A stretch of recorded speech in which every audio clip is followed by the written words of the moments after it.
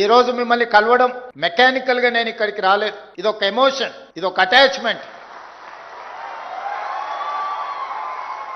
తెలంగాణ రాష్ట్ర ప్రభుత్వంలో మీరు చేరుతున్నది ఉద్యోగం కాదు, 4 కోట్ల తెలంగాణ ప్రజలతో కూడుకున్న భావోద్వేగం. తెలంగాణలో మీరు ఒక బాధ్యత నిర్వహించడం అంటే ఒక భావోద్వేగం. ఇది మీ జీవితకాలం గుర్తు పెట్టుకుంటారని నేను ఆశిస్తున్నా, గుర్తు పెట్టుకుంటారని నేను విశ్వసిస్తున్నా. అందుకే మిత్రులారా, సరిగ్గా 8 సంవత్సరాలు 26 నుంచి 34 జనవరి ఫిబ్రవరి లోపల మీలో చాలా మంది ఐఏఎస్లు అవ్వడానికి అవకాశం ఉంది.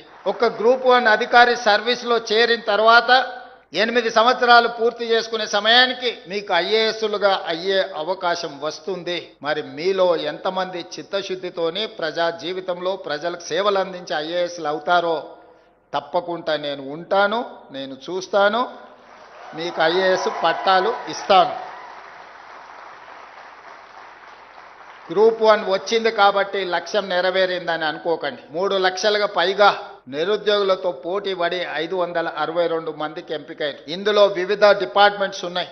ఇందులో నుంచి ఐపీఎస్లు కావాల్సిన వాళ్ళు ఉన్నారు, ఐఏఎస్లు కావాల్సిన వాళ్ళు ఉన్నారు. మరి ఇందులో కొద్ది మందే అందులోకి వస్తారు. Maybe single digit, triple digit నుంచి మీరు సింగిల్ డిజిట్కి ఫిల్టర్ కాబోతున్నారు. లక్షలాది మంది నుంచి వందలాలకు వచ్చారు, వందలాల నుంచి ఒకరో ఇద్దరో, లేకపోతే సింగిల్ డిజిట్గా 2008కి మీరు కావచ్చు. ఇంతకుముందే అధికారులతో మాట్లాడుతుంటే, sir really they are very lucky, ఈ టైంలో చాలా ఓపెనింగ్స్ ఐఏఎస్ ఐపీఎస్లో రాబోతున్నాయి, వీళ్ళు నిజంగా కష్టపడితే ఇందులో చాలామంది ఐఏఎస్లు అవ్వడానికి అవకాశం ఉంది అని చెప్పి నాకు అధికారులు చెప్పడం జరిగింది. అందుకే మీ బాధ్యతను బాధ్యతాయుతంగా నిర్వహించండి.